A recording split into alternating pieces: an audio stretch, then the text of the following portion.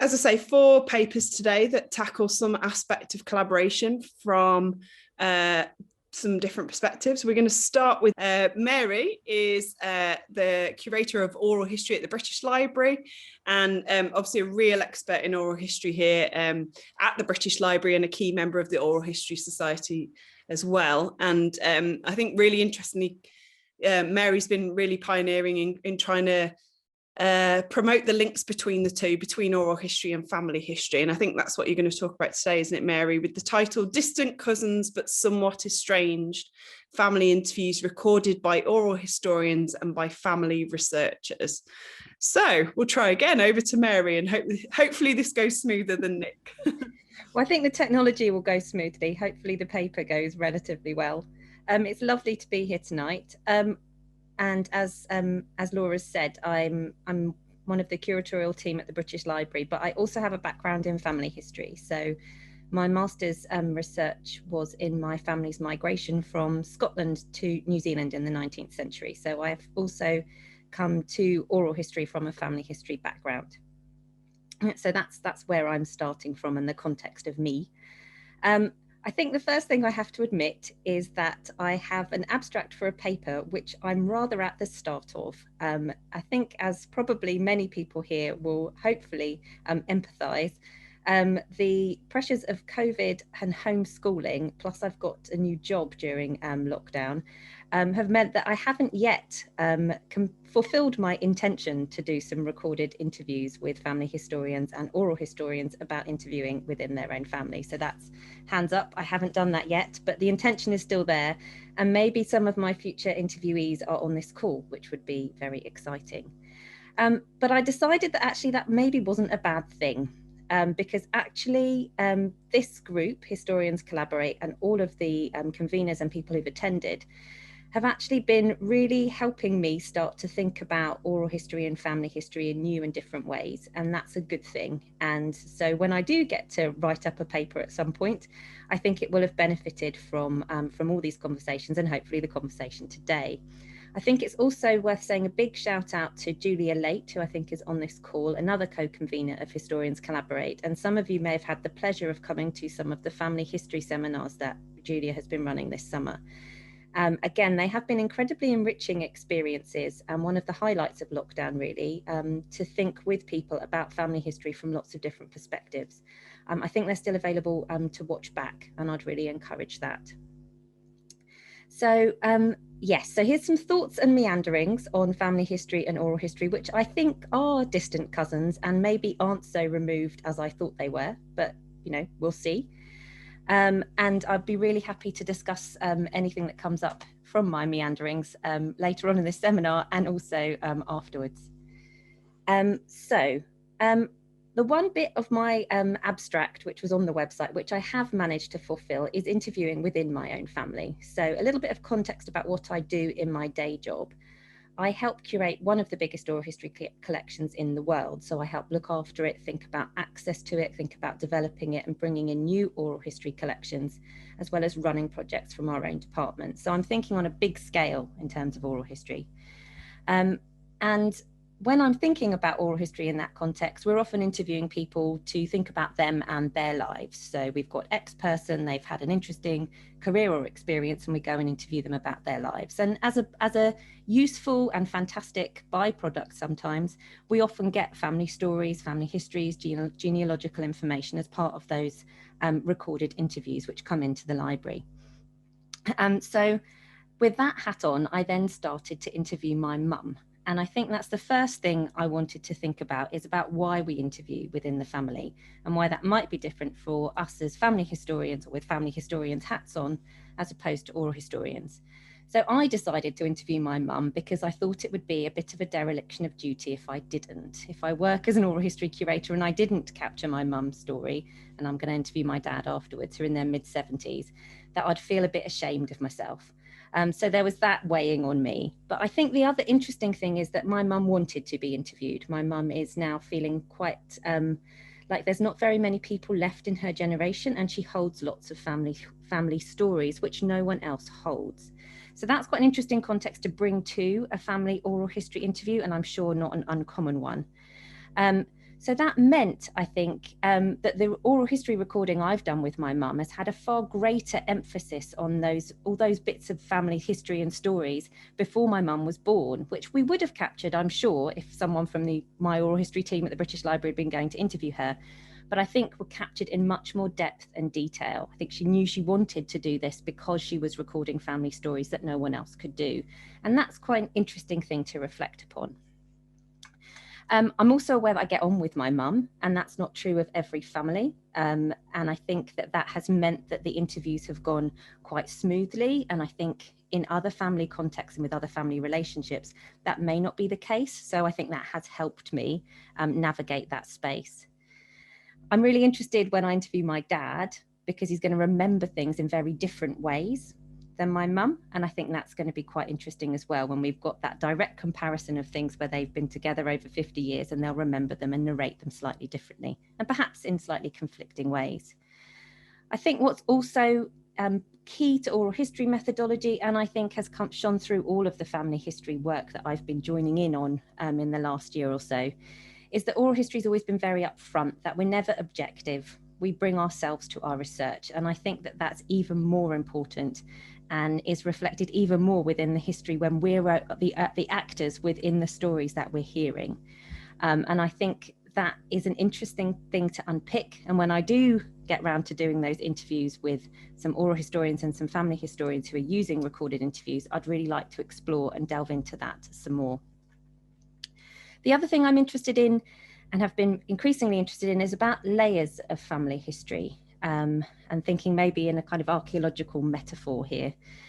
In my day job, I'm often thinking about the people who are mentioned in interviews and what they're going to do and how they're going to react to listening to sections of interviews in an ethical manner. And also this has been amplified by, in the UK, introductions of data protection laws in 2018. Thinking about what will happen if X person who's talked about in the interview hears this bit of information.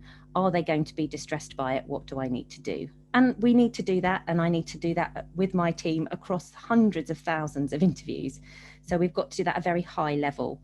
What I found really interesting in the family history seminars that I've been to is that people are thinking about this and about the ethics of releasing this information for people who are long dead, and perhaps it's not someone that person who's doing the research or receiving the information may ever have known. And I think that's really interesting, because as oral history matures as a discipline, our sound recordings go back within the collection I look after, our kind of oral history freeform recordings, to the 1950s, but most are recorded from the 1980s onwards. But increasingly, we're going to be finding people who are reacting to family histories that are to people who are unconnected to them, who they may not have met, but still have some meaning within their lives and their sense of their family and their history. And I think that's going to pose new and different ethical challenges for us within the oral history team, and some which we might find some very useful conversations within the family history world. I think the last thing, I don't know what my timing's like here, the last thing I've been interested in, and this is probably not surprising, is I work in a large archive. And although the family history recordings that I'm recording are not going into a formal archive, I have been very clear and upfront with my mum, and I will with my dad, about what's going to happen to them, who's going to listen, how they're going to be stored, and we'll have some conversations about that after the event. Now, I'm not saying that family historians using oral history or other contexts aren't having those conversations, but I'm really interested to think about how we have those conversations and how we can help equip our interviewers and interviewees and future listeners to think about the object that we're recording. Because who has access to an oral history interview? It's quite a different experience to reading a document or looking at a photograph. They're very emotionally affecting things to hear the sound of someone talking. And I think that what's interesting is to think about the fact that lots of us within the family history world are producing a series of things, maybe a book or a website or something tangible. We've got hundreds of research notes, research pictures, and potentially sound recordings. How are we looking after those? Because we are one of those dreadful, trite things. There's two things in life that are sure: death and taxes. We are all going to leave these behind at some point. Who's going to find them, and how are they going to interpret what we've collected? And again, I think that's something that I would be really interested to discuss with people from the oral history community and the family history community about the records that we're making, and thinking about those legacies of those recordings amongst all of the other family history notes that we have. So there we go. There's my rambles and my attempts at a start to this. And I'm really looking forward to any critiques and questions that come forth. Thank you very much for listening, everyone.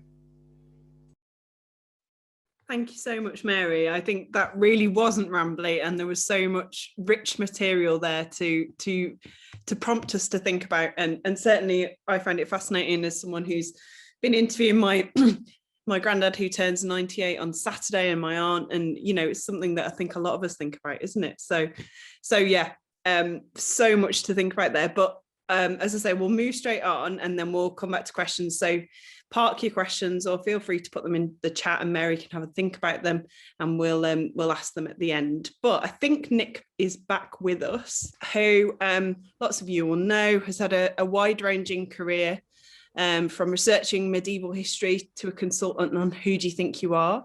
And Nick's involved in all sorts of different groups, from the Family History Federation to his own research agency, and so he's an expert across genealogy, academic history, history in the media, and currently works at the Open University. And Nick's paper today is called The Transformative Power of Family History and Personal Heritage. So over to you, Nick. The floor is yours. Thanks for the introduction, and thanks, Mary, for stepping in.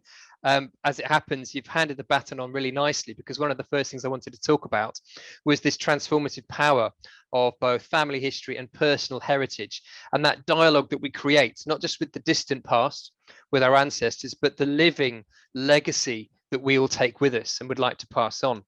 And what I want to do with 3 short case studies is explore some of this power on individuals and communities. And I'll try and focus on some of the collaborative techniques that made these projects work. The first is a collaboration and partnership between the University of West London, led by Vicky Tischler, and Boots Archive, with the archivist Sophie Clapp, exploring the old recipe books that Boots had created for their own brand perfumes. And this related to a project that they co-created, co-designed, to look at whether or not a range of different memory prompts could help people living with dementia. Now, I've done a bit of research around this space myself, and I was fascinated by this project. And I'd seen similar ones looking at how music can revive memories. And their idea was, well, if we brought people back the historic perfumes or aftershaves they wore, could this be a thread through to some of their memories? And they worked with a number of people living with dementia in care settings and the care environment. And the carers, often family members, would bring out photographs and any reminiscences that their loved ones had earlier in their life, and just played around with some of these scents. And it was incredible. Many of the people would suddenly almost snap back, both to the present, to engage with the people around them, interact with the photographs, but particularly with the smell, but also link back into some of their own memories, really sharp, crystal clear. So it acted as this memory prompt, multi-sensory, not just about doing one's family history or recording a day in school. This was something that brought it back to life. Smell, and equally similar experiments have shown that there is this connection with taste, as well as sound, as well as personal archives. So there's a challenge here that I think that Mary's touched upon with the oral histories. We capture people's voices and memories. But when you look at your own legacy that you want to create, that thread through, what are the memory prompts that would enrich your memory timeline? How is the act of creating your legacy potentially helping you in later life in ways that we can't possibly begin to imagine now? And there's something really important about that individual benefit, possibly linking into a circle around you, your legacy, passing on to children, grandchildren, who can then repeat the favor back at you in many years to come. Noting that this aggregated memory can maybe help provide historians of the future understand more about the way we lived our lives.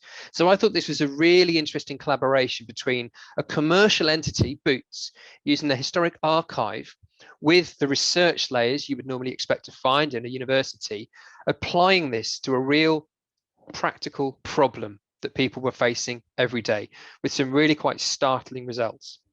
And when you look at research outputs, you often talk about empirical or quantitative data. What does this mean? How has this been proved? But the really interesting thing was the qualitative impact on people's lives. How do you start to capture that? And this started to look at different alternative research outputs. So recording these sessions for posterity, adding back into the Boots archive the value of their past records, and helping people who came into these care settings to think about that positive, proactive legacy management to help people live the best lives that they were able to. Let's go back to that intergenerational approach that we've seen here. And another example I want to share is a different form of collaboration, and it was sparked by one individual's curiosity about their past. I was working with a chap called Colin McFarlane, who comes from an Afro-Caribbean background. And he said when he was, growing up at school, there was never any history that spoke to me. I didn't see anyone like me in the history books. It was all, long dead white male folk, obviously aristocrats, kings and queens. There was nothing that related to my experience and that of my parents and my grandparents. Where's my story? Now, Colin's an actor, and he was reading for a play about the first expedition to the Arctic.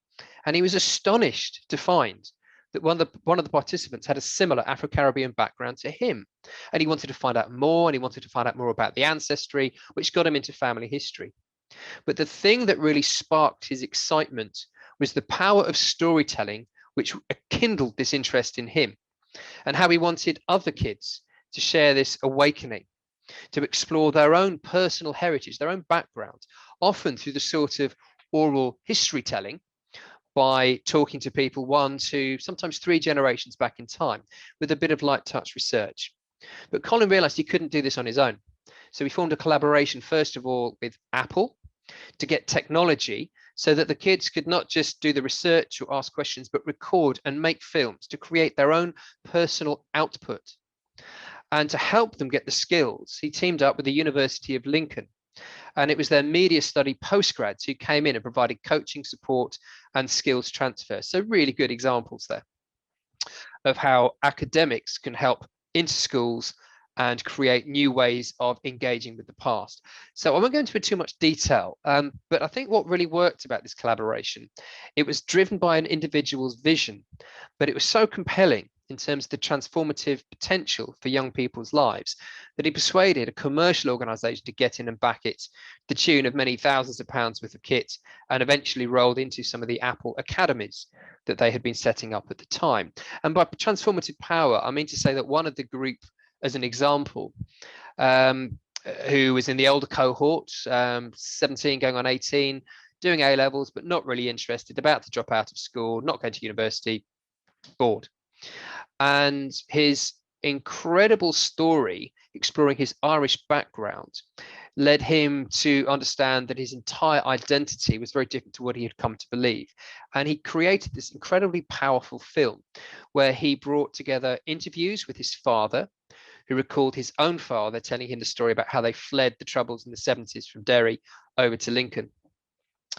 And then he persuaded his parents to go back to Derry and recorded some of the places that his father could remember as a boy, and overlaid that with newsreel footage and Irish folk music telling the tale of the troubles, and created this rich multimedia experience from a personal account, which he shared with the audience at the BFI. And everyone was moved to tears by this.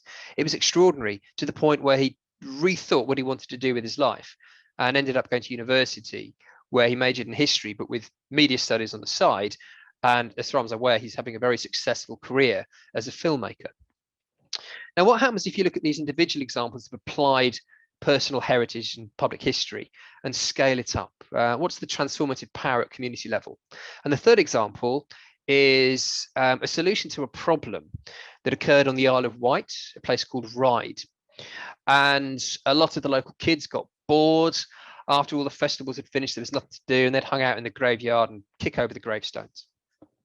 And the family historians in this space were really concerned and wanted to create a transcription project to capture this information before it was lost. It started out as that sort of single interest monumental inscription. They got a small grant from the council, £2,000, which they used not only to do the transcription, but create a small website where they linked the data about the names with some of the social history they'd found. Again, often talking to local people in the community to layer this, not just information, it's context.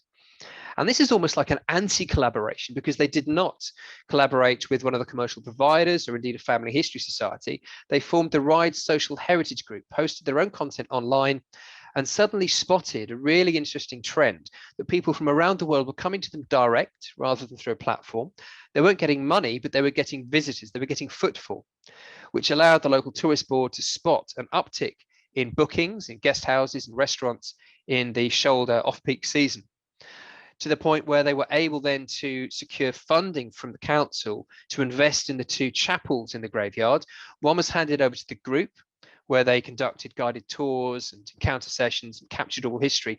And the other was turned into a graveyard classroom, where the kids were shown a range of different educational techniques outside the classroom. I mean, how cool is that? Who would not want a lesson in a graveyard?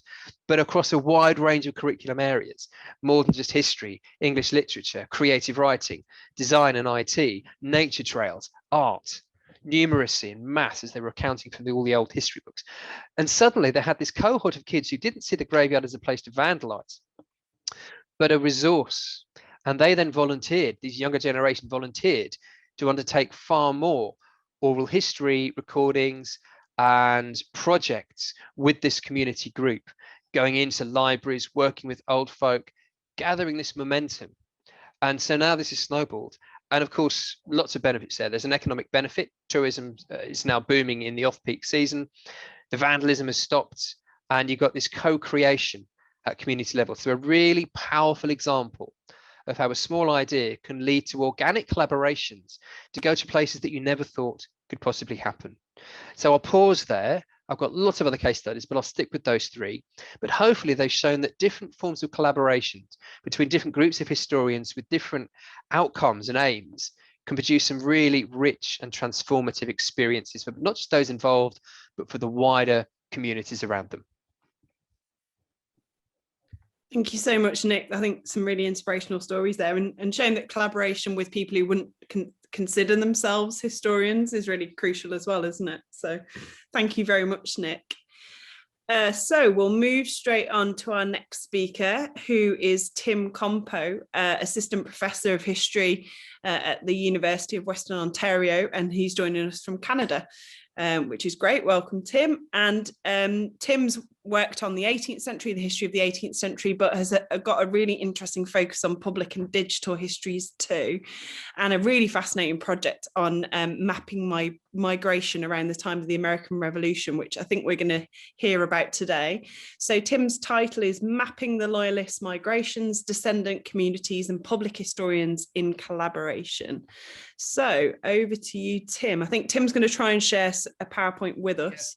Yes, thanks, Laura. Fingers crossed. Let's see if I can. Fingers crossed. Go. And I think it worked. Did it work? Yeah, that's great. Okay, perfect. Well, it's great to be here and to share a little about a project we're working on here at Western, at Huron University College, which is an affiliate of Western, called Loyalist Migrations. And this is a collaborative spatial history project that uses ArcGIS to visualize the journeys of thousands of people who were displaced by the American Revolution. So historians think around 60,000, those numbers are up in the air, but 60,000 people left the United States in the conflict's aftermath to resettle in what is today Canada, the Caribbean, and other parts of the British Empire. So the project, my obligatory logos here, the project is funded by the Social Science and Humanities Research Council of Canada, and it's a partnership between us here at Huron and the Map and Data Center, which is at Western, the main campus of Western University, which is in London, Ontario, by the way. And our main partners, who are the United Empire Loyalist Association of Canada, and they are a nationwide historical and genealogical society. And the Loyalist Association partnered with us and generously provided initial funding to get us going. And we have two student researchers busily working at Huron, Natalie Boros and Jacob Vanderheide, who are plotting the points on the map and tracing these different journeys that happened, I guess, nearly over 250 years ago. So the project is a mapping and a visualization project, but it's also an experiment in collaborative public history. So our partners at the Loyalist Association have a vast library of genealogies called the Loyalist Directory, and they've kindly partnered with us. And so we are visualizing those genealogies, and the members are actually helping us build this project as we go along. So as far as I know, this is the first attempt to map the Loyalist migrations using family histories. So in addition to our goal to provide new research and analysis based on this data, we hope to demonstrate ways in which university-based historians can cooperate with genealogists and family historians to produce new research. So the Loyalist Directory, this collection of genealogies, is about 9,000 entries that have been compiled by the membership over decades. And the organization maintains really rigorous standards for proving that you're directly descended from a Loyalist. And this is a legacy of the British government's attempt in 1789 to distinguish bona fide Loyalists from other Americans who just try to sneak across the border and get free land in Canada. And to do this, they made lists and they made different registries that registered Loyalists with little initials after their names, UE for Unity of Empire. And this distinction gave some Loyalist preferential treatment at the time and remains a matter of pride for some Canadians. So Loyalist descendants apply to the association with their research, their lineage research from government records, church records, land registries, and that sort of thing.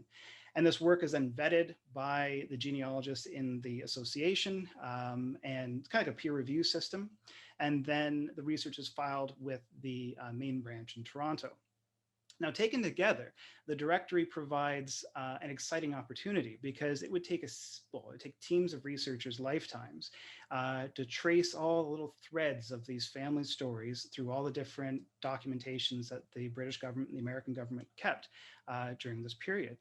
So the directory is a remarkable achievement and is a testament really to the abilities of the Loyalist descendants to trace and preserve their family histories. And it's a real honor to work with them and to visualize their work.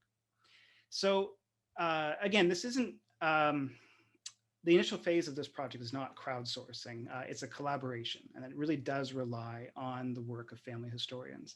And I'd like to see this too as an attempt to build mutual trust between family historians and academia. Loyalist historians and, Loyalist descendants and Canadian historians have a bit of a fraught history. Attitudes have changed quite a bit, but in the past, university-based Canadian historians have been quite dismissive of genealogists. More importantly, the Loyalists, historians suspected that the Loyalist descendants were using this history as a way to sort of, argue some ancestral privilege or superiority over newer arrivals in Canada. And historians in the 20th century, there's a little industry in debunking the Loyalist myth, this idea that the Loyalists laid down the foundations of a kind of British conservative culture of Canada. And in the 19th century and the early 20th century, the Loyalist Association really was a kind of nationalist organization that trumpeted sort of the British imperial connections. People today, Loyalist descendants today, still sort of bristle that their work is unfairly lumped into this older style of the Loyalist Association. And it's very different today. So Loyalist migration starts from the idea that family historians are the experts on their families, obviously, and on their genealogies. So whereas other historical mapping projects like this tend to focus on transcribing government records, we started with the genealogies, and our hope was that this would provide a broader picture, a more complete picture of what happened to the people who were had to leave the United States. And we've not been disappointed. This little form I have up here is just part of a submission form that we provide for Loyalist members. So we draw from the genealogies that are available, and then we ask for sort of positive sort of buy-in from Loyalists. And we've had about 300 people submit their family histories in forums like this. So they provide not only the material we need to build the map, but they're also sort of correcting us, and they're pointing out our inaccuracies. And so they're also providing the enthusiasm and the knowledge we need to maintain it. So at first glance, this is just a little screen cap of a section from the map. And at first glance, it's pretty kind of overwhelming. But each line represents an individual or a family, and users can go. Oh, I didn't. It's loyalistmigrations.ca. I'll put that in the chat in a second. But each line represents an individual or a family, and users can click on the lines or on the individual spots and get a little glimpse of a family or an individual and how their life was turned upside down. I should say, to achieve this effect, we've partnered with the Map and Data Center at Western. Liz Sutherland is their GIS specialist. This is pretty technical stuff. It's beyond my abilities. And she led the technical development of the site and is sort of our sort of the person who guides us through the ArcGIS platform. So our students look at the genealogies. They identify the big life events, where were people born, where did they take refuge, where did they resettle, and they geolocate these significant life events, find the GPS coordinates, and enter all this information into the program. So we don't always have a clear picture of the whole journey, but we have enough really to begin building an aggregate picture that we can show of the migrations. Now, we were concerned early on that our entries might replicate the patriarchal or even racist thinking of 18th and 19th century record keepers. The official documents usually focus on the male householder that's leading these families into their exile. But the family historians were very conscious of these limitations and really did their best to provide a full picture of their families. And I'll just provide one example here because I like this example, and it shows, when the average person comes and they think about Loyalists, they think of an English-speaking Church of England member, but that's not the case at all. So this is the journey highlighted here of Elizabeth Klein, and you can see that she comes from Germany. And this family history was researched by her descendants, Don Brearley and Christopher Plant.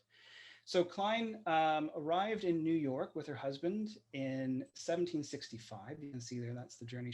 Well, that's not the exact journey she took, but that's as the crow flies. And she settled at German Flats sometime around 1765. We know she was there in 1775. In some point in the American Revolution, before 1779, her husband was killed. And she ended up then on Carlton Island, which was a refugee camp in the St. Lawrence River. And she married a Hessian soldier named John Weitzel. And then after the war, resettled in what's today Kingston, Ontario. Now, she did all of this with 7 daughters in tow, the last one being born in 1781. So I point this out, though. I tell you this story because I want to emphasize again that this isn't a story that appears in any history books. It's not something that was recorded in any officer's diaries or in letters. Klein and her children survive in scattered records and little references here and there. And it was the work of the genealogists, the work of the family historians that pieced this back together. And Loyalist Migrations is trying to visualize this work. So it can't effectively, translate the emotional connections that descendants feel towards these stories. But and the details are tantalizingly brief. But nonetheless, we're trying to demonstrate these real human stories that come out of the American Revolution. We've also been at work mapping using archival and other scholarly sources to reflect the migrations of freed and enslaved African Americans. And our studies to date have plotted the journeys of about 500 individuals and families, about 3,000 that we know that left the United States. Some enter into the journey as Black Loyalists, and others are enslaved to Loyalists that are going to Canada. So it's a complicated story. So as COVID restrictions sort of ease here in Canada, we plan to pursue this research more. And I hope to expand these partnerships and build more collaborations with others soon. And so we'll never be able to plot the migrations of every migrant, but we hope to represent the full picture of the migrations. So this is obviously a work in progress, but we have several goals for Loyalist Migrations. We obviously hope that it will become a contribution to the history of the American Revolution, but also that it will serve as an accessible sort of public history site, a visualization for the better understanding of the American Revolution. And we hope that the project will encourage further cooperation and connections between genealogists, descendant communities, academic institutions. So this just gives you a sense of, here's the aggregate of birthplaces that we've got, and then here's the effect of the overall movement and where people ended up. So migrants to Canada or elsewhere in the British Empire gradually lost touch with their American homelands. And the American Revolution doesn't hold much space for the Loyalists in popular retellings. But I've run into several family historians and community museums in the United States who are eager to explore this lesser known aspect of America's first Civil War. And I think perhaps the current political environment is contributing to a willingness or an interest in looking at past political divisions that the country has gone through. So I kind of hope that this project also might uncover some sort of long severed connections between communities. So the Loyalist refugees and migrants who fled the American Revolution represent a transnational North American and Atlantic history, and through cooperation and collaboration with family historians of the United Empire Loyalist Association, we are building a detailed picture of the migrations and will hopefully help reconnect some of the threads of our shared history. Thank you. Thank you so much, Tim. A really fascinating example of the power of collaboration and the power of digital tools to tell those stories in visual ways. So yeah, really great project. Thank you. So we turn to our final speaker for today, who's coming from Australia, where it's very early in the morning. So an extra special thanks to Tanya for joining us. So Tanya, as some of you might know, is the director of the Centre for Applied History at Macquarie University in Sydney. And Tanya's been a real pioneer in kind of working across academic and public boundaries and working with family historians in many collaborative projects, working on things like motherhood, families and poverty. And actually she's turned very recently to studying family history as a practice itself, and that's what we're going to hear about today. Tanya's speaking to the title that you can see there, Family History, Community and Collaborative History Projects in International Comparison. So thank you, and over to you, Tanya. Thanks so much, Laura. Can you see everything? I'm just, the slides there, okay? Brilliant, and you can hear, okay, that's great. Fantastic. Thank you so much. And look, this is, it's wonderful to be here with my panelists. We were supposed to be in Berlin last year because this was a panel organized for the International Federation of Public History Conference. And we were supposed to be in Berlin this year as well. And we're hoping we go to Berlin next year, but my hopes aren't high right now. So we will see. But what I wanted to do was thank my colleagues in the International Federation for Public History, because this project is partly about bringing lots of different historians into conversation with each other. As Laura has said, I'm a public historian, which means that I'm really interested in the ways in which history works in everyday life. And of course, family history is one of those forms of history that is absolutely a part of our everyday lives. And like most public historians, I am committed to democratizing history and broadening audiences for my work and bringing, you know, lots of people into conversation around that. However, I think we need to work a little harder at explaining the impact of this work. And, you know, this panel here is supposed to be bringing together a range of case studies that hopefully can demonstrate some of the impact our collaborative history projects have had. And also to hope that those kind of conversations continue into the future. And of course, as it is exactly the goal and mission of the Historians Collaborate Network as well. In some of my readings of public history in the last few years, I've become increasingly aware that public history scholarship can shy away from critical analysis of community and collaborative history projects, because for very good reasons, community work and collaborative work is more often celebrated rather than critiqued. It's much easier to talk about success stories than it is to talk about, you know, when things go awry. And I think it's really important that we talk about when things go awry, partly because I think this means that this really vital form of scholarly and community labour goes unrecognised and unvalued as academic work. And I think it's really important that we turn this labour and this scholarship into scholarship and theorise it appropriately so that it can be valued by the academy, by organisations and by everyone, really. And how might we share knowledge of these outcomes of community history projects within international history scholarship, but also more broadly, so that we can really impart the value and significance of history for everyone. And I think that's a really important project for all of us. So I've spent a long time working in family history and with family history, and I'm fascinated by how family history is enabling millions of people all over the world to think historically and to produce distinctive forms of historical understanding that really importantly challenge academic monopoly of historical knowledge. And I think all of our speakers have talked to some of those points already. And as Tim has just said, I still think, unfortunately, family historians are marginalised by academia. I think lots has changed in recent years, and I think all of these conferences and this network and, you know, a range of wonderful PhDs that I've examined in the last few years are a testament to the value of bringing together academic and family history scholarship and modes of researching. But I think we also still have some way to go in terms of bringing different researchers into conversation with each other. And of course, this work is part of that process. And as I said, I've worked for the last 10 years or so with family historians, hoping to bring about some of those outcomes. And I've worked collaboratively with family historians on research projects. My book, Fractured Families, was a history of poverty in colonial New South Wales in Australia. And I wrote this in collaboration with family historians. More recently, I've got a book coming out later this year, and I'm going to talk about this moment, in a little moment, based on research with family historians as well. I'm working in a current project when COVID will allow me. We're in lockdown at the moment in Sydney, in the Blue Mountains, working again with community and family historians there on a shale mining settlement in the late 19th century. And I'm continuing to work on the history of motherhood in collaboration with family historians here in Australia as well.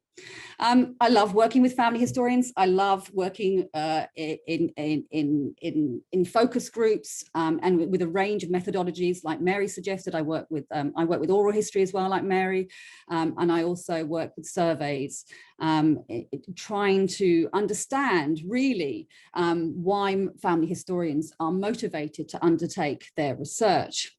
And I do this partly because academics have become increasingly interested in the process of public engagement, and I'm not going to talk about that now, but I think in this process, and this is where, for very good reasons, academics are exhorted to share their research and to disseminate it with audiences beyond their academic peers.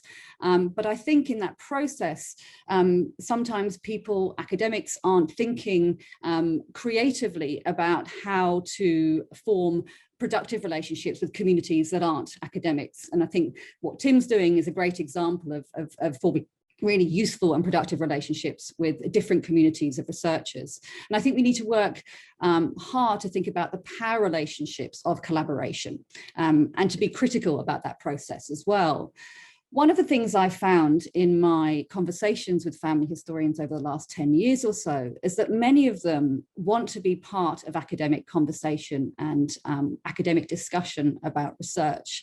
Here I have a response from a Canadian family historian who said, I want a seat at that table, you know, and I think it's really important that we think about the different ways in which, and it's harder in the COVID world to how we all come together, but I think we need to really think long and hard about how we can have productive conversations between different types of researchers.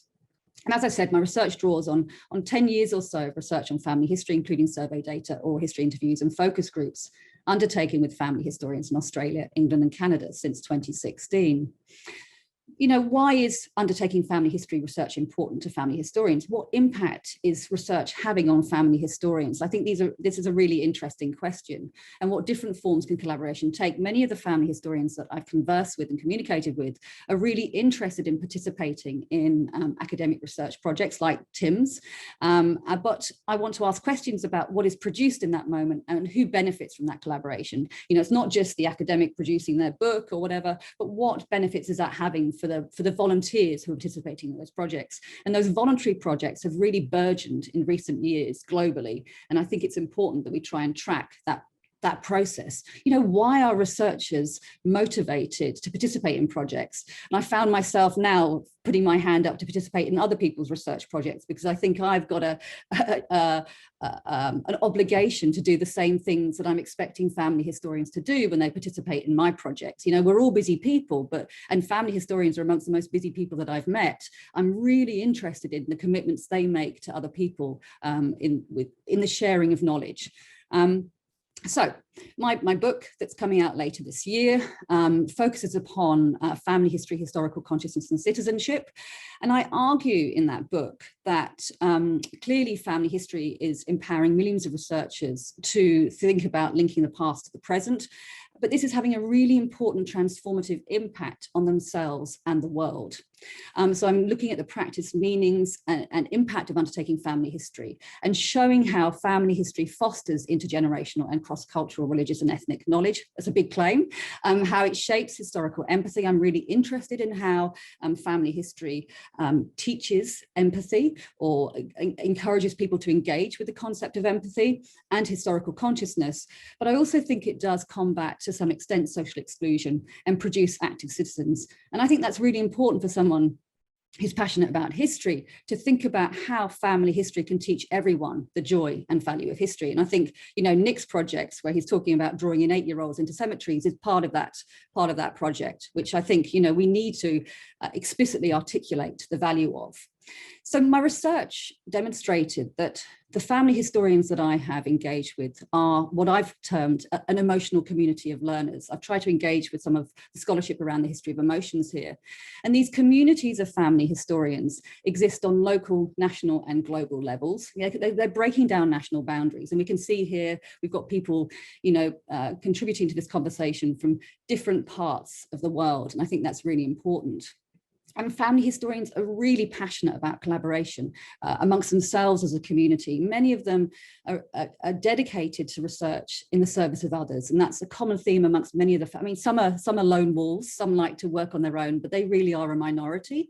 The vast majority of them thrive in the social communities of family and local history societies, but also global networks. And they share information with all sorts of people.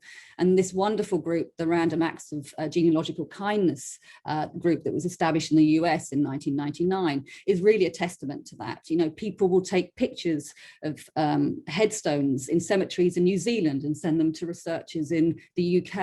And I think these acts of genealogical kindness are fascinating. Many family historians, as many of you will know, are extremely passionate about social history. And as Tim was suggesting, they want to, and this is a quote from one of my researchers, give little people a voice. Many of them are driven to rescue past lives from anonymity. They want to provide a platform for the kind of histories that I think Nick was talking about as well, that, you know, they didn't read about in the history books when they were at school or at university. And they want to broadcast these stories to everyone. And this process of research is giving many of them a real sense of prestige and empowerment. And I think it's really important to try and understand the effective aspect of undertaking family history research. There isn't a lot of hard data on family historians, but my research has shown, and the research of others has shown, I've seen Aoife O'Connor is in here amongst us, and her PhD research has shown that a lot of the family historians we've engaged with are maturer women. And I think it's really important to recognize that and to think about why maturer women are proactively involved in family history so powerfully across the globe. As a feminist historian, I'm really interested in how family historians can trouble the gendered order of history making, as well as our wider knowledge of the history of the family and social history. As Tim was suggesting, many of them are passionate about women's history, about trying to bring to life the lives. I mean, like Mary, you started with your mother. There are reasons why we start with our mothers here, because they're not in the history books, right? And I think a lot of family historians recognize that as soon as they start to do their research. And this process of undertaking research and gathering this data for individuals has a profound impact on the identities of family historians. And it reveals to them and to others how important the subject history of the history is to understand the self as well as society. And I think that's why it's really important that we engage with them. I've learned so much about the meanings of history in family historians' lives, what uses they are making of that historical knowledge, and what historians in academic context or other contexts might do with that knowledge. I think it's really important that we use family history to impart the importance of history for its own sake to millions of people all over the world. We can also reveal how much it teaches us about knowledge production on a familial and societal level. You know, why are archives produced? Mary, you've talked about this as well. You know, why is it important to produce an archive and to keep these stories? Because it's really important for future generations to share that knowledge. And it's also important that we have that knowledge so that we produce a solid understanding of history to produce active citizens for the future. And I think that this political project, which I've argued is a project of social history, is key at a time when the arts and humanities are under constant attack from governments and commentators around the world. Here in Australia, the amount of forced and voluntary redundancies that have happened within universities in the last year as a result of COVID, but also being used, vice chancellors are using COVID to bring about all sorts of structural change. And, you know, STEM is being valorized in this moment, the STEM courses rather than arts and humanities. And I think it's really important to impart the value of arts and humanities across the life cycle for all of us. You know, I think all of us who love history need to work harder at revealing the importance of this subject in our lives and the significance for the world around us. And so that's why I think we should continue to have conversations with family historians and all types of historians and researchers who work with historical material so that we can fulfill an emancipatory educative agenda with productive political effects. And I think it's important that that political message is articulated when we do this work, because family history, I think, is changing how people think about their roles in society today. It's encouraging many of the family historians that I've communicated with to advocate for change. They volunteer not just amongst family history societies, but within other kinds of organisations within their community and nationally. They're asking questions about class, race and gender. And I think it's really important that we encourage that work. And we need to collaborate to feed the passion for history shared by so many people, and to recognise the politics that structures our knowledge about the past. Thank you very much. Thank you, Tanya. Some really big and important points there. And I think those talks worked really well together to articulate that transformative power of family history and the importance of collaborative approaches to really realise that power. So thanks to all the speakers.